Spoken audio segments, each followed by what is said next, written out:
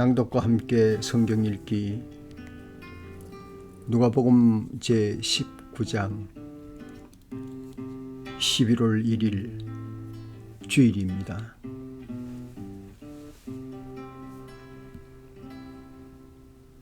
좋은 아침, 시계는 돌려놓았나요? 새로운 숫자 11월의 첫 주일입니다. 어떻게 보낼 거예요? 오늘 예배 후 오후엔 조금 다른 나만의 의식을 해봄도 행복은 추구가 아니라 발견이라는데 많은 발견으로 행복한 감사의 11월을 기원합니다. 말씀으로 들어갈게요. 세관장인 부자 삭개오, 열무나 비유, 주님이 필요하신 새끼 나귀, 예루살렘 도성을 보시고 우시는 예수님, 정결이 필요한 강도들의 소굴과 기도하는 집, 말씀을 열심히 듣는 백성과 성전에서 가르치시는 예수님입니다. 시작합니다. 제19장 예수께서 여리고에 들어가 지나가고 계셨다. 삭개오라고 하는 사람이 거기에 있었다. 그는 세관장이고 부자였다. 삭개오는 예수가 어떤 사람인지를 보려고 애썼으나 무리에게 가려서 예수를 볼 수 없었다. 그가 키가 작기 때문이었다. 그래서 그는 예수를 보려고 앞서 달려가서 뽕나무에 올라갔다.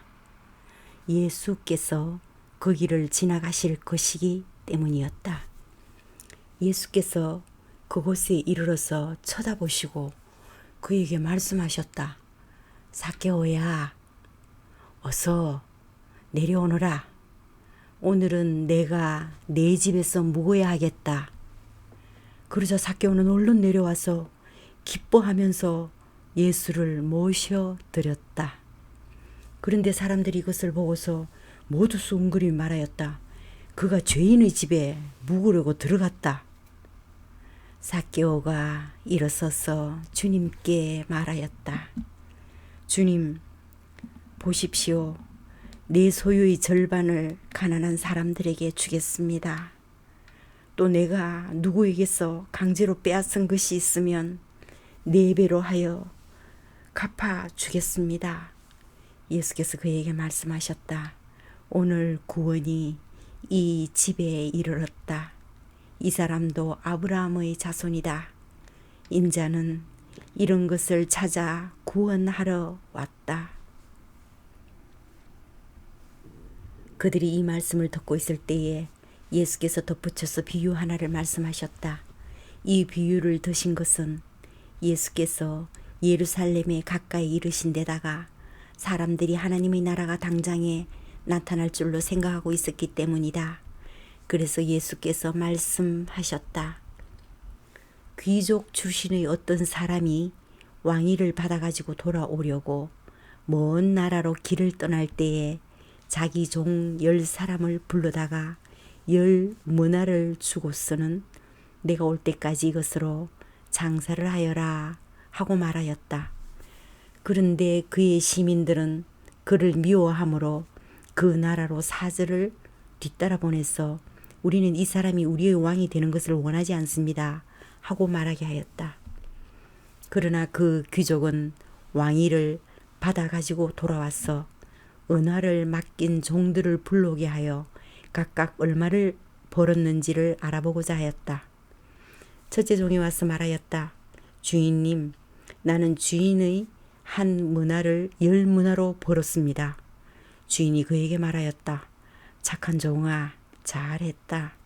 내가 아주 작은 일에 신실하였으니 10고을을 다스리는 권세를 차지하여라. 둘째 종이 와서 말하였다. 주인님, 나는 주인님의 한 머나로 5머나를 벌었습니다. 주인이 이 종에게도 말하였다. 너도 5고을을 다스리는 권세를 차지하여라. 또 다른 한 종이 와서 말하였다. 주인님 보십시오. 주인의 한 머나가 여기에 있습니다. 나는 이것을 수건에 싸서 보관하여 두었습니다. 주인님은 야무진 분이라서 맡기지 않은 것을 찾아가시고 심지 않은 것을 거두심으로 나는 주인님을 무서워하여 이렇게 하였습니다. 주인이 그에게 말하였다. 악한 종아, 나는 내 입에서 나온 말로 너를 심판하겠다. 너는 내가 야무진 사람이라서 맡기지 않은 것을 찾아가고 심지 않은 것을 거두어 가는 줄 알고 있었지. 그러면 어찌하여 내 은하를 은행에 예금하지 않았느냐. 그랬더라면 내가 돌아와서 그 이자와 함께 그것을 찾았을 것이다.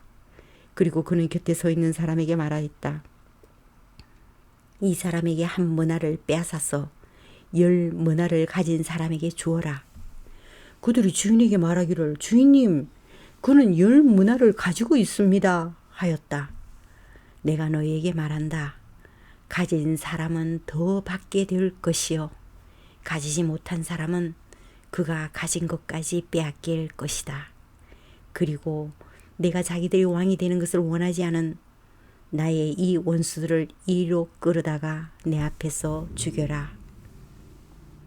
예수께서 이 말씀을 마치시고 앞장서서 걸으시며 예루살렘으로 올라가고 계셨다.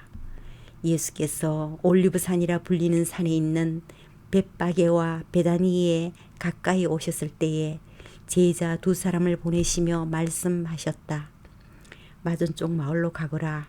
거기에 들어가서 보면 아직 아무도 타본 적이 없는 새끼 나귀 한 마리가 매여 있을 것이다.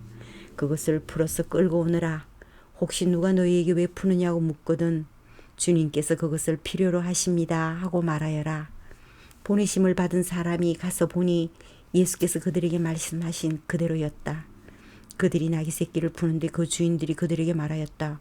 그 새끼 나귀는 왜 푸는 거요? 그들이 대답하였다. 주님께서 그것을 필요로 하십니다.